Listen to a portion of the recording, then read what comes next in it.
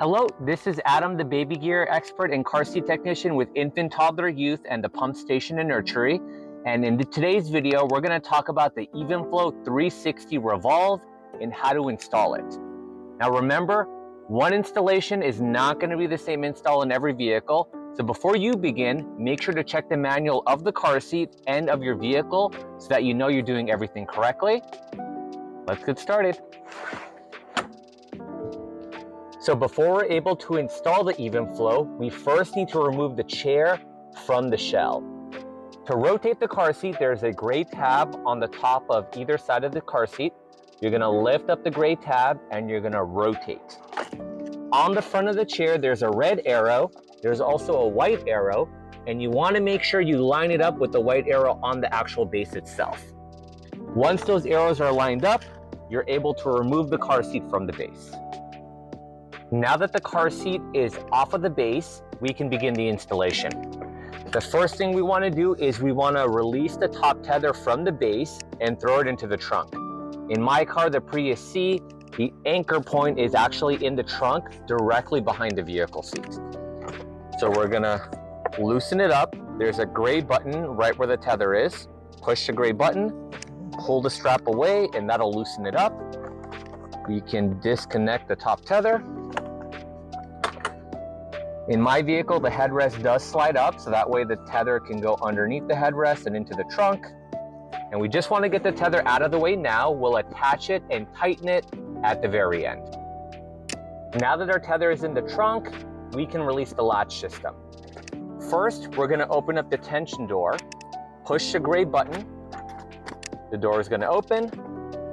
You want to release the latch connectors from each side of the base. You're going to pull on the little red tabs here. That'll disconnect them. Make sure you do both sides. And you're going to find the latches in your vehicle. In my car, there are these little buttons that have a picture of a car seat. And right below the buttons, there's an opening in the fabric. And inside the opening, I'm going to feel that metal bar. And that is where the connector is attached to. When you are attaching them, you need to make sure the strap is not twisted or tangled and that the connector is not upside down. Everything should be flat and free and right side up. There's even an arrow on the connector to let you know that it is right side up. So I'm going to line up the connector with the latch bar in the vehicle, and I just need to push it on. You're going to hear a clicking sound, and then just give it a tug to make sure it's actually secured. I'm going to do the same thing for the other side. There we go. Now that both sides are connected, make sure the car seat is right up against the back of the vehicle seat. And over here on my side is actually where the tightening strap is for the latch system. On this side, there's nothing because everything gets tightened up on this one side. What a lot of families will do is they'll try and pull the strap away from the car seat. But what you want to do is you want to feed the tightening strap through the center of the base. So that way it gives you the proper leverage and angle to get it nice and snug.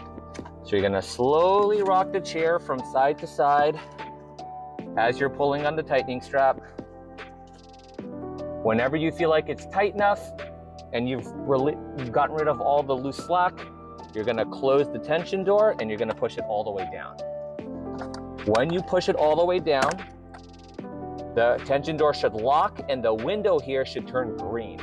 If you cannot close it, it means that the latch strap is too tight and you may need to loosen it up a little bit in order to completely close.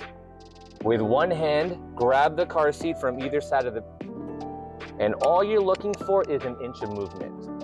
If the car seat moves more than an inch from side to side or front to back, you got to tighten up the latch, open the tension door, and get it nice and snug. But if it's moving less than an inch, you're good. Now the latch system does have its weight restrictions. For a rear-facing child, you cannot exceed 35 pounds. If the child is over 35 pounds and you're still rear-facing, you need to switch it to a seatbelt installation. For front-facing, you cannot exceed 40 pounds. So if the child is over 40 pounds front-facing, you have to switch the installation to seatbelt. Here we have our top tether. It's coming underneath the headrest. You want to make sure the strap is straight. You do not want it twisted or tangled. So that way when we connect it to the tether point, and in my car it's clearly marked, the flat part of the connector should be facing outward. So I'm going to click it in.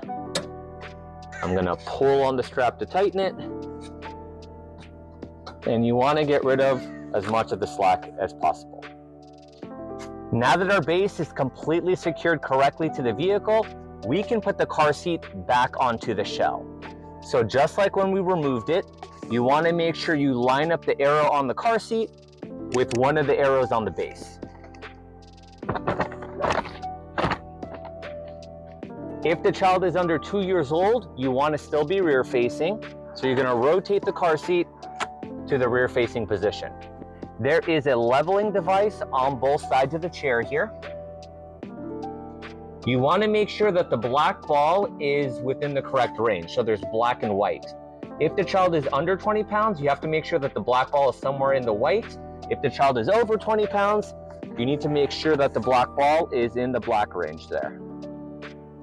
So even though the child has to be rear facing for at least 2 years old, if you can keep them rear facing longer, it is significantly safer. And this car seat allows you to go rear facing up to 50 pounds if you wanted to.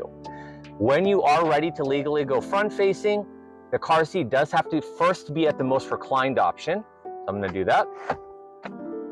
To rotate it, we're going to lift up one of these gray tabs here, and then we're going to go all the way to the front facing position. The rotation function is just for loading and unloading. So you never want to drive with the car seat not locked in the rear or front facing position, because the car seat will be dangerous for the child if you do that.